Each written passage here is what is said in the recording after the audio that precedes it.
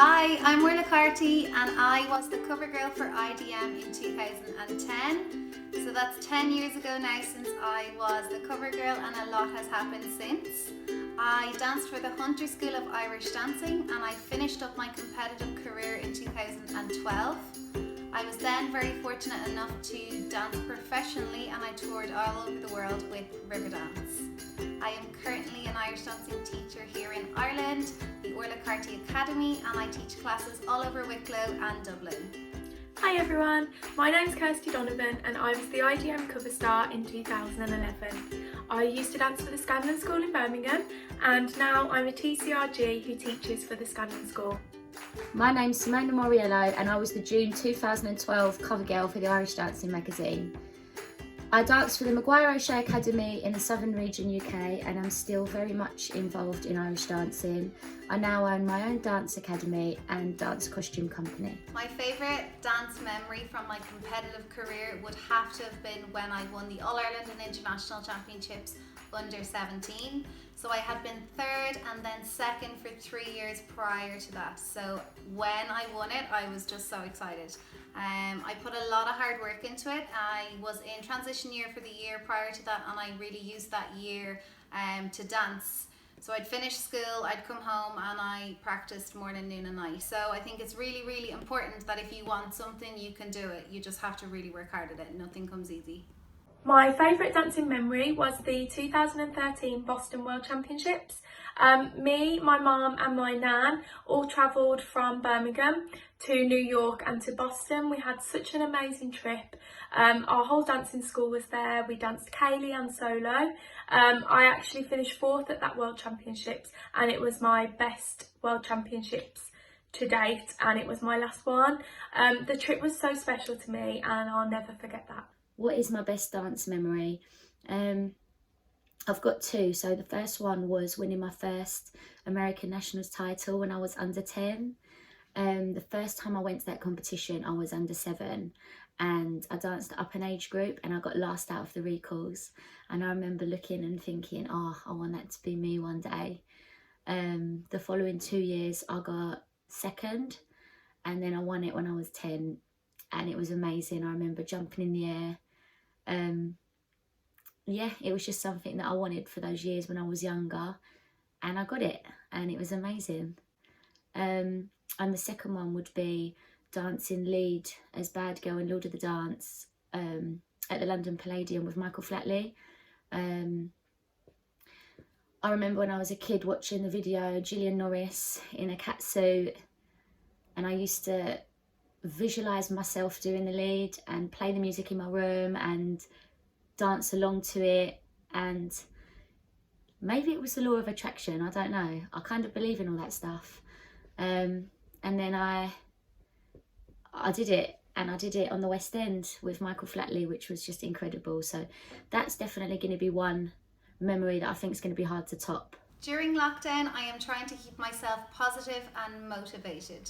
I am teaching online classes through Zoom, so I do try and keep all my dancers going throughout this hard time. I know it's really, really tough, but I think it's important to remember your goals from the start of the year and you still need to achieve those goals. So don't let lockdown stop you from doing that.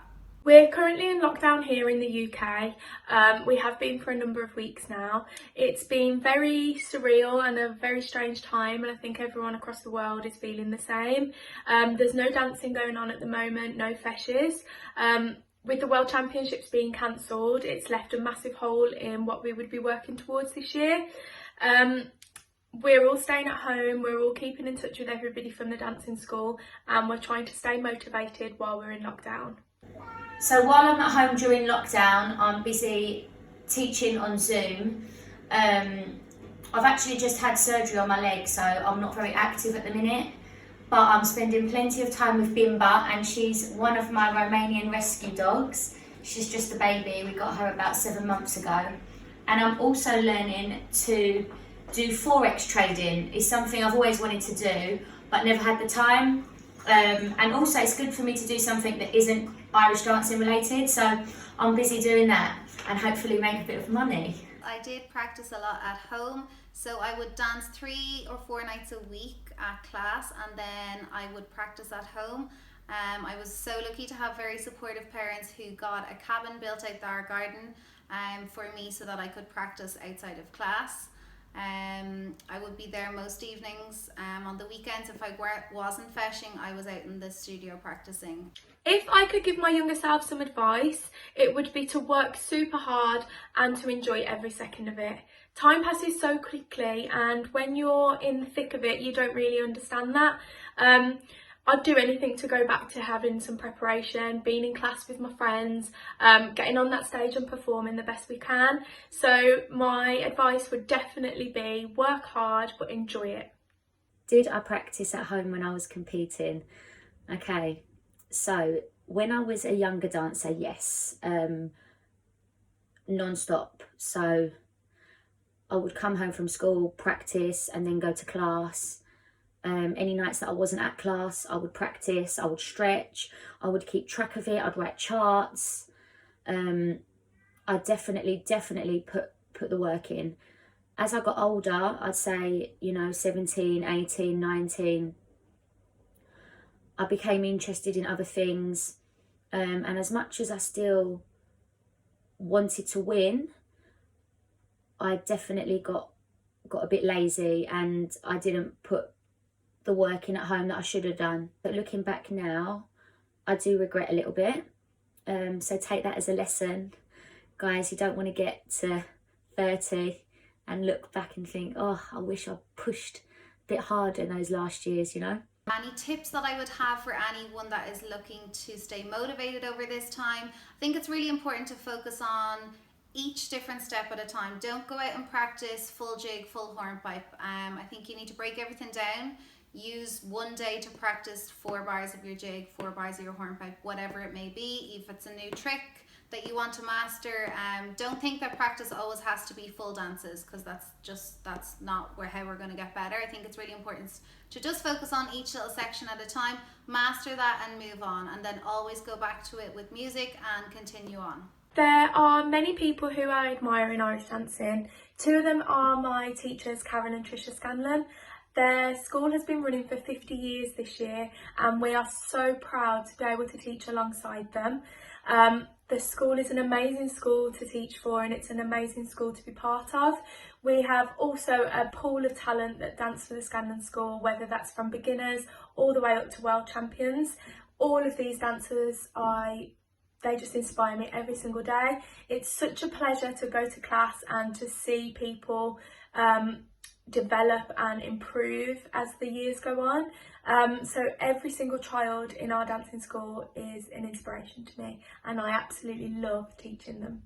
Dancers that I admire would definitely be Niall Holley. So I first met him when I was 19, and I did my first tour with Feet of Flames, and he was the lead dancer, and I remember thinking how incredible he was. And now he's got an amazing school with Joanne Kavanagh, and I just think the choreography is just so different and stylish. So I definitely admire him. And also Gavin, I really look up to him with what he's done with the costumes. I think he just transformed Irish dancing costumes, and I think it's amazing. And he's got an amazing school with God knows how many world champions, so I definitely look up to him too. I knew I didn't want to go to college, that I wanted to dance. I was very, very determined about that and very adamant. You had to overcome people maybe weren't supportive of that, but I definitely proved them wrong. I finished school and I went off to New York for my first show, and I was very fortunate enough to be on the road for 6 years. I think it's really, really important to love what you do. You spend so many hours a day working, and if you're not enjoying what you're doing, you're going to be unhappy. So I think it's really important to just go for your dreams, set your goals and work hard. I was so honoured to be chosen as IDM's cover girl back in 2010. When I received the email, I was just so excited to get started on my photo shoot and answering all the questions on how I got where I did. Back when I was a young dancer, I used to receive the Irish Dancing magazine every single month, and my favourite thing was checking out the champs, reading all of their goals and how they overcame any obstacles throughout their dancing career, and it definitely gave me that push that if I wanted something I could achieve it. So yeah, I was really excited to be on the cover. When I got the email to say that I had been chosen for the Irish Dancing magazine's cover star, I was so excited. I remember ringing all my friends and just letting them know that this was going to happen. They were all so excited for me too. Myself and my friend Leanne Nelson went to Birmingham to shoot the photographs. It was such a cool day and I was so excited to see the final results and get my interview in the magazine. I'd actually been a subscription holder to the magazine for about 10 years previous to that, so it used to come every month. I was just so over the moon that I'd been asked to be the IDM cover star. I would definitely say to look ahead and just know that the situation we're in isn't going to last forever. We are going to be back to dance class, we are going to be back to competitions, and you want to make sure that this time that you've got at home, you can do extra in, so you can really work, perfect your technique, maybe get that step that you're struggling with, work on your flexibility. There's so much that you can do while you're at home, so that when the time does come that we go back, you're completely fit and ready to go. Irish dancing today has changed massively over the years. I think social media has a huge impact on that.